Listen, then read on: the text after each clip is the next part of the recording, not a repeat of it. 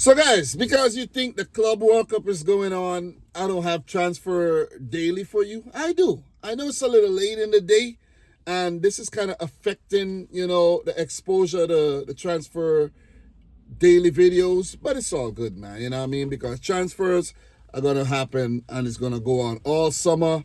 I have a lot lined up. I'm not going to be super long. I'm going to run through most of these, but I have some interesting ones. And, guys, I have stuff for tomorrow's episode too. For episode 18, I got stuff lined up. So make sure you tune in. And guys, don't forget to smash the thumbs up button. The like goal today, 50 likes. Come on, guys. Smash up the thumbs up button for your boy. Let's get it. So let's start, man. Let's start. This is a big one, though. This is a huge one. So Colombian striker, very young player, Jhon Duran, moved from Aston Villa to Al Nassr. I think that happened in January. Big money, about 75 to 85 million euros, I think. And he is now said to be on his way out of Al Hilal, not Al Hilal, Al Nassr. Like he wants a move. And the move could be a loan deal because he's going to be expensive, fresh contract, got a lot of years left. Al Nassr is going to want basically all the money back for him. So, I don't know, man. He is linked with a move away from Al Nassr and is linked with a loan move to the following clubs. And this is from sources, right? I didn't just pull this out of thin air. I pull it out my ass. So, Wolves, West Ham United, Fulham, Arsenal, Chelsea, Liverpool, and Spurs are all in for the Colombian international. And any one of these teams that are able to secure his signature, whether it's on loan or permanent, they'll have a hell of a striker on their hands because, listen, I'm mad at Jhon Duran for leaving the Premier League and going to Saudi. But the man got to look out for himself, I guess. He's young, get the bag, and, you have time to make the money in Saudi Arabia and double back. So let's see where that one goes. So Matisse Tell, however you say his name, have joined Bayern Munich on a permanent deal worth 35 million euros from Bayern Munich after he spent, I think, half a season at Spurs on loan. So let's see how he fares in his second season because he wasn't too productive. So I don't know how Spurs came up with the idea to sign him permanently, as if he scored like 10 goals, 3 assists. He didn't. He really didn't. But maybe he showed signs of promise. This is a huge one. Tyler Diblin, Southampton, is linked to the move to Porto. And the deal is said to be a very difficult one. Negotiations are going to be very tough. But Porto wants to include players and possibly cash or, loan the player. Or send players to, not loan the player, but send players possibly to Southampton on loan. So this is going to be a hard one, though.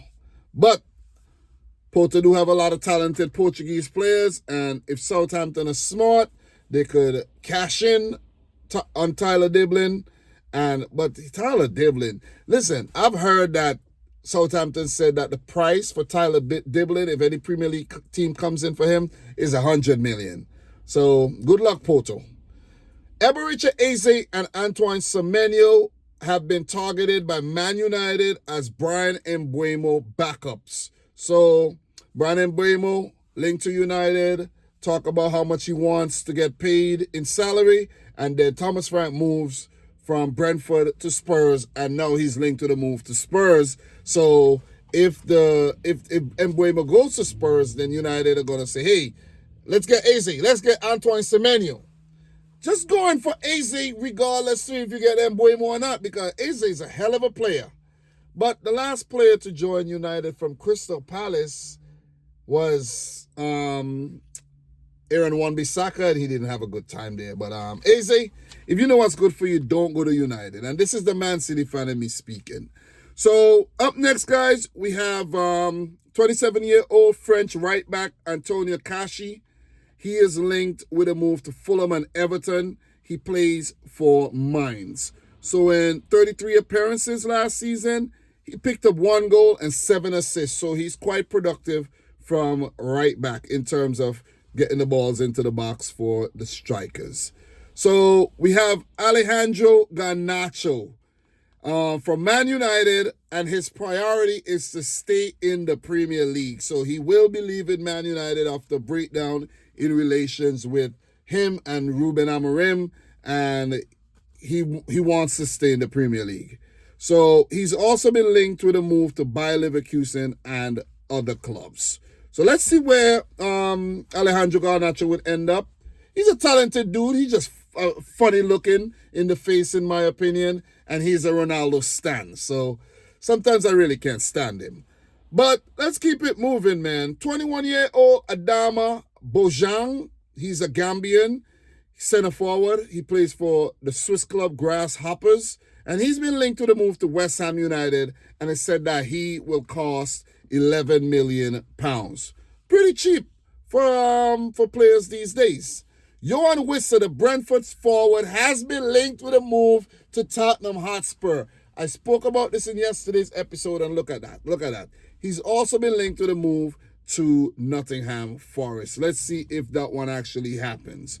So, valued at €42 million, Ilya Zabani of Bournemouth, the centre-back from Bournemouth, the Ukrainian international, who's been linked to the move to PSG, said that personal terms have been agreed and it's going to be a 5-year deal. It's just up to Bournemouth and PSG to discuss the fee that is going to be paid for the player.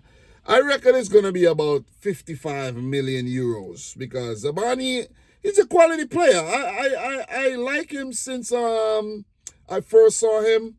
What was he? Was he playing? I can't remember if he was playing for Shakhtar or if he was playing for the other club, man.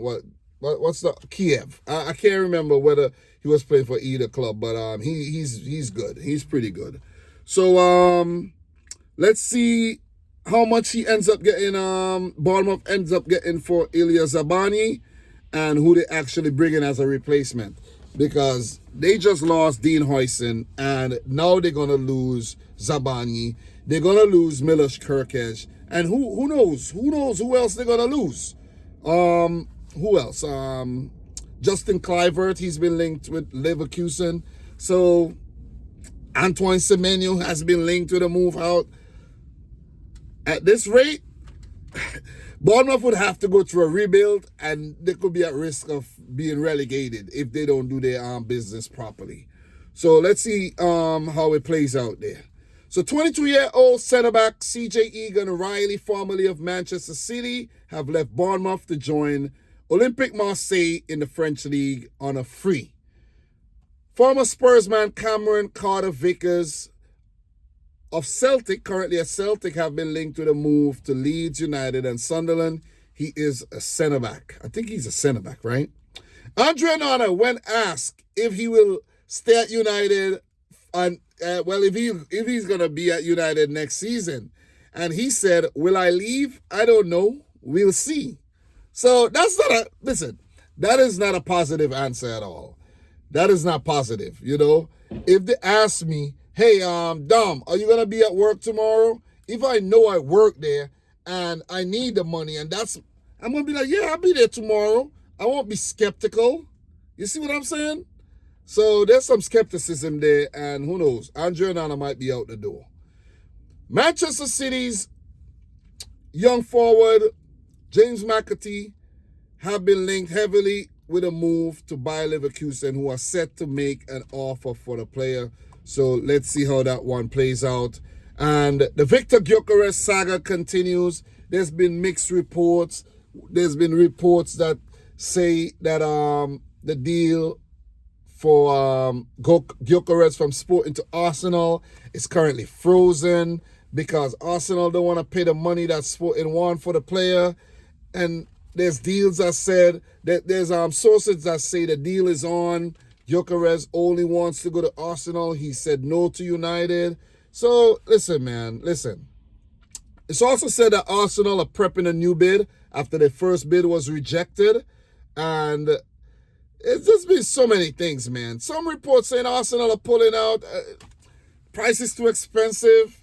Just get the deal done. Arsenal, what are you doing? This is a player that could have continuity at your club. He may not have another great season at at Sporting. You see what I'm saying?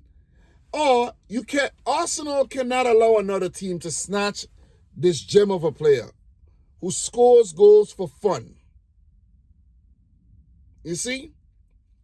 They're having cold feet, they're having second thoughts. Look at the business that City have done. Look at Liverpool securing their players. Look at even Chelsea securing their players. But Arsenal, come on, man. Come on, Arsenal. You got to do better than that. They've been linked to Šeško, can't get the deal done. Come on. What are you waiting for? You waiting for somebody else to snatch him from under your nose? Like, come on, man. Anyways, guys, let's keep going. Victor Gyökeres, let's see where he'll end up or if the deal is gonna get done between Sporting and Arsenal. Up next, guys, we have Hugo Ekitike, Eintracht Frankfurt. It said that Man United have called, just like Chelsea, to inquire about the player, and Liverpool are still keen on the striker. I made a separate video talking about who could be Liverpool's next striker. So if you haven't yet seen it, please do me a favor, go check it out. It's hot. It's running up the numbers right now. Milos Kerkez, Bournemouth to Liverpool, will be done soon, according to Fabrizio Romano. I just spoke about him, so let's see when that one gets done. And with a left back coming in, it said that Andy Robertson, Liverpool to Atleti, is a yes for Andy Robertson. He said yes, he wants to leave, and Liverpool wants a small fee for the player. And both Trent Alexander-Arnold and Andy Robertson to join Madrid clubs next season and will come up against each other in the derby.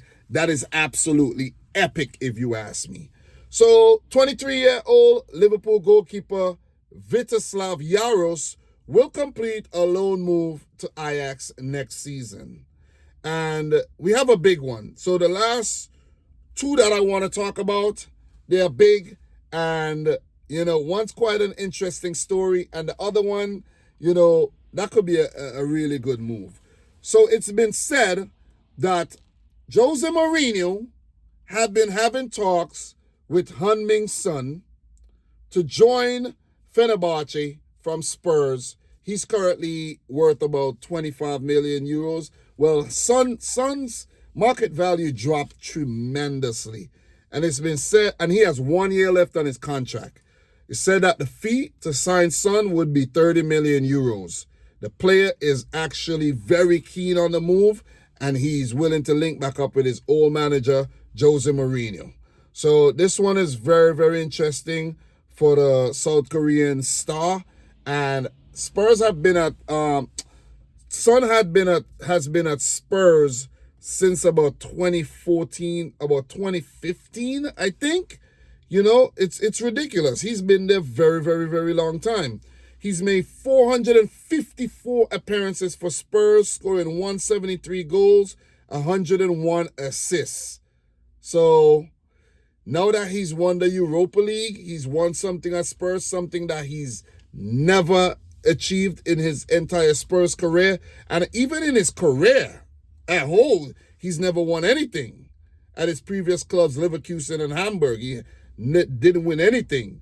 Now that he has tasted silverware, I guess it's free for him to pack up and leave, But let's see if it materializes, though. That'd be a cool move, because the Turkish league is hotting up. Galatasaray, Fenerbahce, Istanbul Başakşehir is always in the mix. Beşiktaş, Trabzonspor. Maybe the Turkish league deserves a little watch from me, man. You know what I mean? But yeah, Son has made 133 caps for South Korea. He's currently 32 years old, and he scored 52 goals for his national team. Well, 51. So definitely a legendary player. And let's see if Spurs are willing to keep him, or if they're willing to let him go. They're inclined to let him go. I think they are very inclined to let him go, because last season he wasn't he dealt with some injuries, and there were some games he wasn't even starting. So maybe that's a sign of things to come. And last but not least in today's episode, guys, 33-year-old Dutchman Quincy Promes have been extradited from Dubai, where he was playing his football with, I think, Dubai. I can't remember the club name, man. It's not important. It's really not important. He's not there anymore. But he got extradited. The Netherlands applied for him to get extradited from Dubai, and he is said to be on the verge of signing for Prison FC, and he's going to serve 7.5 years in jail for large-scale cocaine smuggling. The man is a gangster. The man is a kingpin. Quincy Promes is a bad man. You see what I mean? And he also is going to get charged for stabbing his cousin. That's attempted murder. Listen, I think I talked about that story a couple years ago. It's been years in the making, guys. You know, and he actually ran off to Russia, rejoined Spartak Moscow. He was on the run, basically. And then he went to Dubai, played his football there. And I think he thought he was like, you know, he was free. I don't know if I don't think you're going to get I don't know if Dubai is like Bali, where you can't get extradited, but I guess you can, because the Netherlands applied and Dubai said, hey man, get out of the country. You're wanted. You're a bad man. And you know how strict they are over there when it comes to crime. So Quincy Promes is primarily a left winger, but he's a versatile striker. He made 235 appearances for Spartak Moscow, scoring 114 goals, 59 assists. He was the man of Spartak Moscow when they were in the Champions League, when the Russian teams were in Europe, playing Europe. Quincy Promes, that's what he was well known for. He played at Sevilla. He made a move to Sevilla, where he made 49 appearances, but he wasn't so successful in the Spanish league, only scoring 3 goals, picking up 9 assists. He went back to Ajax, where he made 53 appearances, scoring 22 times, picking up 6 assists, and he's made 50 appearances for the Dutch national team, scoring 7 goals. Quincy Promes is a bad man, and I think that should be the end of his footballing career. I don't know how it is in the Netherlands, but if you're sentenced to like 7.5 years, like in America, you might only do like 3. If you're on good behavior, you do like 3.5 years and you get out. So at 33, maybe his career is not over. Maybe Quincy Promes will make a comeback, you know what I mean? But he's like a rapper too, you know? Quincy Promes is something else, man. He lives a double life. That's what you call a low-down double life, man, by Quincy Promes. But guys, that's episode 17 for your head tops. I hope you enjoyed the video. Make sure you like it. Subscribe if you're new. Go check out all the other content on the channel. Your boy Dam dropping the heat. I've had a long day. I don't know if you can see it in my face, but I'm pretty energetic right now. I'm about to go in and eat some food, hang out with the fam, fall asleep, go to work, and do it all over again. So guys, come back for episode 18. I'm going to have that drafted up while I'm at work tomorrow, so I can drop some more raw, uncut for your head tops. Before I go, big up to everybody who's watching the video right now. If you're watching the video, listen, if you're watching the video all the way to the end right now when you're watching this, drop a ninja emoji in the comment section for Quincy Promes. Drop a ninja emoji, okay? All right, guys. Thanks for watching. Until next time. Peace out. Rich Squad. Your boy full of energy, man. All right, guys. I'm back. Back in the swing of things.